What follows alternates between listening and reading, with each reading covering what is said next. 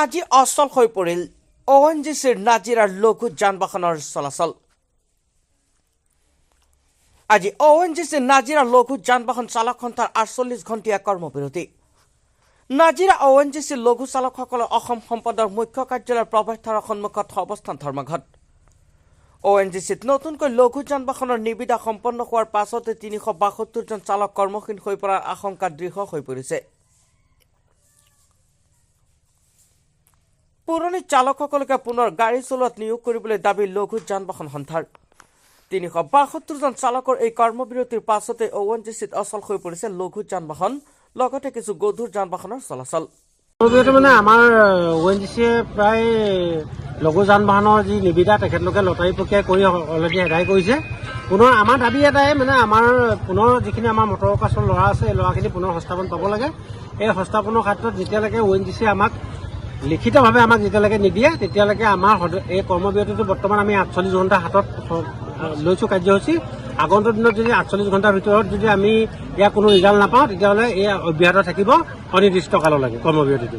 এয়াই আমাৰ দাবী, মূল দাবী। যিহেতু দেখা গ'ল আপাৰ আছাম যিয়ে লেবাৰ কমিশ্যনাৰ লগত আপোনালোকৰ কথা বতৰা দেখিলোঁ, তেখেতে কি ক'লে? আপাৰ আছাম লেবাৰ কমিশ্যনাৰে আমাৰ পক্ষে আছে, মৌখিকভাৱে আমাক কৈ থৈ গৈছে, কিন্তু তেখেতে লিখিতভাৱে আমাক এতিয়ালৈকে একো দিয়া নাই। নোপোৱালৈকে আমি কৰ্মবিৰতি চলি থাকিব। হয়, আমাৰ আজি যোৱাকালি আমাৰ ONGC কৰ্তৃপক্ষ আৰু RLCৰ লগত আমাৰ যিখন আলোচনা আমি মটৰ ৱৰ্কাৰ্ছ ইউনিয়ন আৰু ছেল্ফ ডিপেণ্ডেণ্ট ড্ৰাইভাৰ্ছ ইউনিয়ন আৰু লগতে আপোনাৰ কণ্টেক্সুৱেল ৱৰ্কাৰ্ছ ইউনিয়ন আমি আছিলোঁ।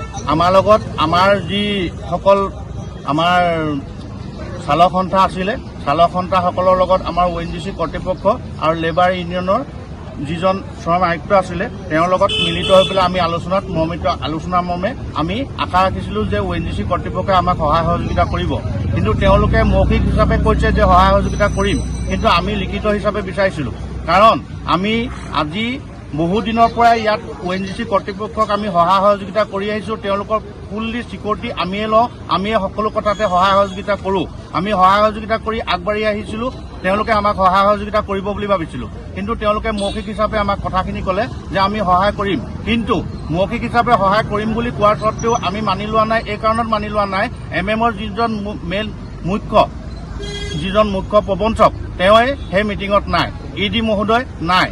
তেনেহ'লে আমি কি কাৰণত কি হিচাপত আমি মানি ল'ম যে এই কথাখিনি সত্য বুলি আমাক প্ৰমাণিত কৰি দিব পাৰিব ONGCয়ে? আমি সেইটো কাৰণে ONGC কৰ্তৃপক্ষক এটা কথা এই স্থলৰ পৰাই সকীয়ানি দিব বিচাৰিছোঁ যে ONGC কৰ্তৃপক্ষই আমাৰ লগত যেতিয়ালৈকে আলোচনাত মিলিত নহয় তেতিয়ালৈকে আমি আজি 5 বজাৰ পৰা কৰ্মবিৰতি হাতত লৈছোঁ।